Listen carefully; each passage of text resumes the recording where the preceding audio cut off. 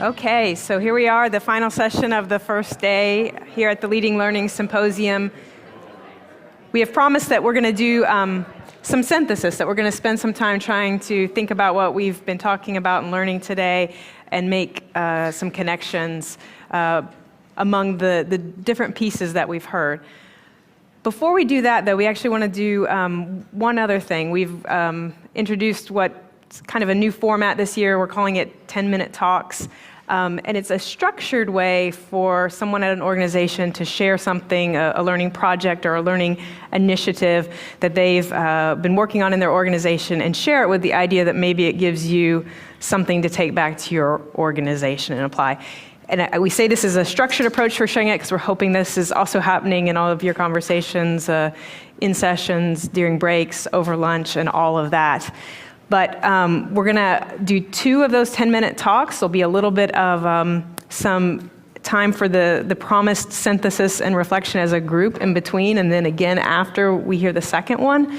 And so we're really excited that we had a couple people who are willing to come up and talk. And I think in the spirit of drawing connections, it's really great that I think both what they have to say, both of these will really play well off of what Mickey was talking about this morning in terms of validation. So with that said, I'm going to invite up Beverly Hancock of the American Organization of Nurse Executives to share something that she's doing in her organization. Thank you, Beverly.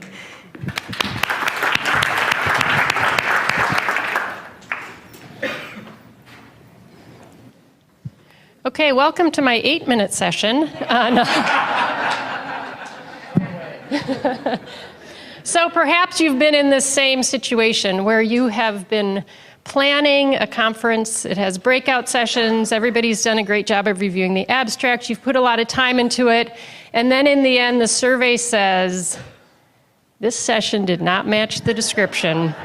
And you have that crushing feeling because generally this is not a good thing that people have put there. They're generally not saying, this session didn't match the description. It was so much better.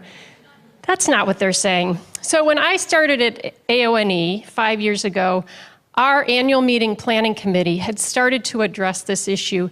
And what they did, this was a group of volunteers that were peers to the presenters. And they appointed themselves as presentation advisors.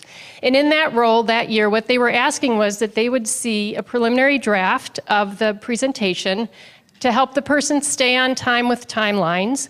And then also they would look at it compared to the objectives. So that was the starting point of what now has been a 5-year journey in learning just what is behind this statement. The session didn't match the description.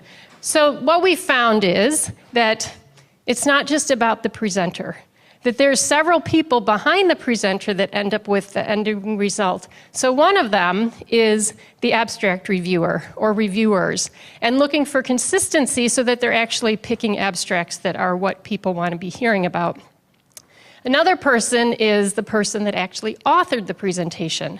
So that's not always the presenter. And in some cases, it's a vendor that has access to a marketing team who can write a very nice description of something that is much better than what the presenter can actually present on. And the presenter sometimes hasn't even seen the abstract.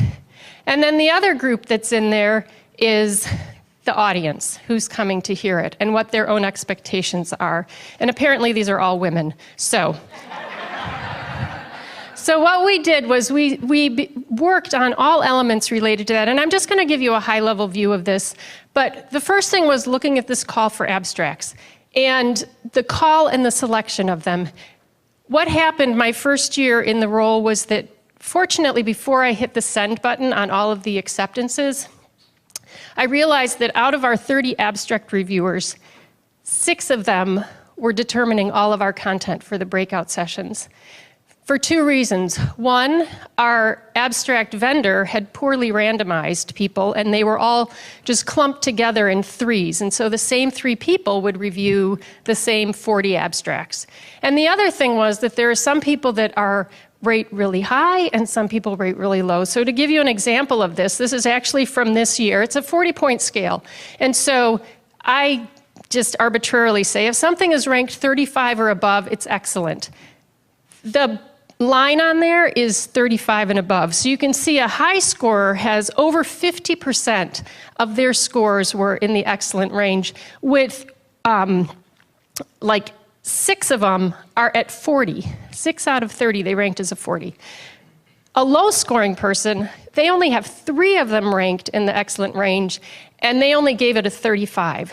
So trying to normalize within the system for those abstract reviewers. The other thing we worked on was continuing on the work with helping to meet the deadlines and the objectives. So our committee, which is also a part of the abstract review team, they have a good sense of what we want out of the conference. They're invested in this. They've helped work on the themes for the conference and such. So they are looking at these presentations, a draft of them about 2 months prior to the conference, to say, does this match the abstract that was submitted? Does it match the objectives? Does this match what we're needing for our audience? And they're having a conversation about that. We're trying to minimize the number of slides people use, so it's not just about looking at the slides. So having a relationship there to help them make sure that their presentation is on track with stuff. The other thing that we've been doing is looking at our evaluations. So every year I've been looking at, on just a few key points, what are the highest scoring evaluations at the end of the session, and what are the lowest scoring ones? And then looking at the comments related to that to see, are there any trends that we're seeing with this? So for instance, in trends related to content, people really don't like hearing about somebody's organization for the first 10 minutes. And they don't like long bios, but they really like key takeaways and knowing that it's relevant to their own stuff, and they've learned something that they can apply right away. We did the same thing with the presentation itself and how that was executed. So asking what makes for a good, engaging presentation. So a top scoring thing was that there was something interactive in it. So how many of you like interactive presentations? Okay, good. That was my interaction in this one. So, audience participation. So they want it to be engaging and interactive. They really don't like when somebody reads their slides. So what we did with all that information was we passed this to the presentation advisors who have conversations to help them make sure that their slides and their presentation, and to say, this is coming from your peers. This is what people want. And since then, we've hardwired some of these things. So now we do a webinar right after the abstract selection process, after we've chosen everybody, and we go over some of these things, and then the presentation advisors just reinforce them for them. We have some tools that we use, and slide decks, and things like that. So trying to hardwire what the expectations are. So what has been the outcome of this?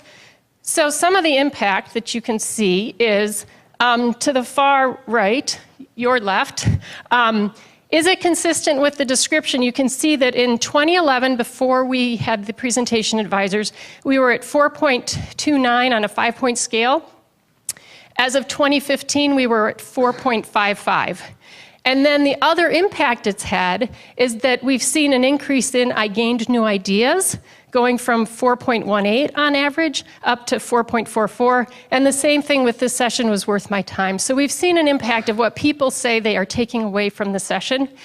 We've also seen an impact on the presenters. The presenters like this, for the most part. There's a few, but they like knowing what's expected. They like knowing they're on track for their audience. They don't want to see that outcome in their evaluation. So they're glad to have somebody else giving them feedback on their slides and their presentation. The other thing is our presentation advisors, our committee is so engaged in this. They take it very seriously. We have about 1/3 of them that stay on for a second year, and those people mentor the new people coming on and tell them, you know what, it's really not that bad, because it's pretty scary to think about talking to senior people that are presenting. So, as I said, they've developed some tools to use, and they have also realized that what they're doing is helping develop people's presentation skills. they're not content experts, but they're helping them give the best presentation possible. And that is one of our leadership competencies as AONE. And so they're helping to fulfill the mission of the organization, and that's very satisfying for them. And then the other thing we do with them is they introduce the sessions. And so we have an evaluation on the spot for them to say, did this meet what you thought it was going to be? And how did they do? So there's just a constant feedback loop on this. So what we've really come to realize with this whole process is that it's not about matching the session to the description, because who really is sitting there with the description when they're filling out the evaluation? It's really about meeting the expectations of the person that's coming. And what we've learned of our audience is their expectations is to have relevant, practical information that they can apply when they go back home. And so I hope I have met your expectations with that, and I'll turn it over to Jeff.